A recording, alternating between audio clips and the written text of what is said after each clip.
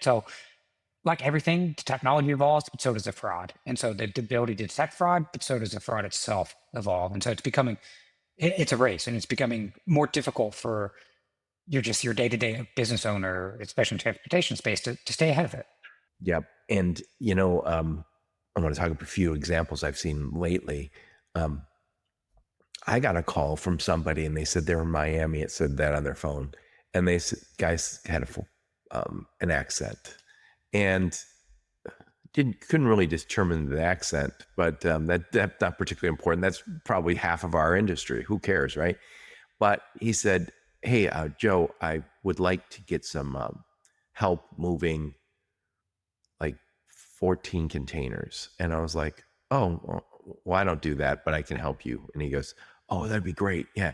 And so he was very excited. And he goes, please don't connect me with anybody big. I want to work with somebody smaller, not too small, but smaller. And I go, okay, yeah, he goes, yeah, the big guys are too bureaucratic or something. And then he was super excited about working with me all of a sudden. And then I was like, well, I'll introduce you to my buddy. And I did. And then that was a Friday. On Saturday morning, I called my friend. He didn't answer. I texted him, dude, make sure that's not fake. Like, make sure that's not fraud. And it occurred to me, they were too excited to give me that business. And I was thinking, and I don't want to work with somebody too big. Why? Because they might be partnering with somebody who is knowledgeable about what you're doing and they got the tools. I want to work with somebody small who I could take advantage of. Yeah, and I didn't run into this. I talked to Danielle Spinelli from My Carrier Portal, part of Descartes, and she did a webinar recently, and it was really, really well attended. And she talked about it on my podcast, and she said that this freight fraud has gotten super sophisticated. And wrong way to say it, it's cargo theft. It's beyond fraud, but it's their first cousins. And she said it's not just opportunistic. It's not just onesie twosie. The cartels that kind of cross the border back and forth are involved. And you mentioned the AI. This is a level of sophistication that we didn't have 18 months ago. Yeah, I mean, it's the big groups of cartels, Russians. I mean, I think there was a big bust by the federal and police agencies out there, right? 3 weeks ago, 4 weeks, a big transportation fraud ring was busted up. So these bigger groups are moving in.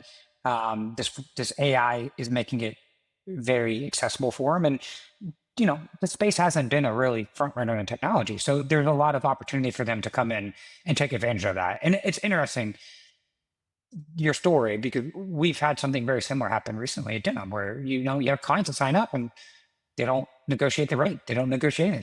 Just sign me up, we're good. And you do this long enough, your spidey senses start to go off, and something doesn't add up. The problem with that is when you're tired, when you're not paying attention, when you got a lot of other things going on, your spidey senses went off because you've been doing this for a while. I was excited to give my buddy some business. Yeah, it's just I'm a like, different mindset. you owe me dinner, dude. And now all of a sudden it's oh, holy crap, did I just give him a whole bunch of did I just basically help a fraudster connect to my buddy?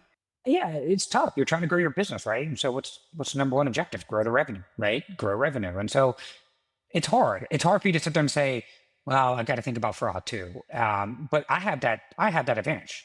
I can sit there and think about fraud. And so when something is so clean and presented to me, and there's no indicators, there's no red flags, that's when I get most nervous. And I think for a lot of people, it's the exact opposite. It's like, oh man, this business is great. Nothing could go wrong. There's so many new vectors. They just keep opening up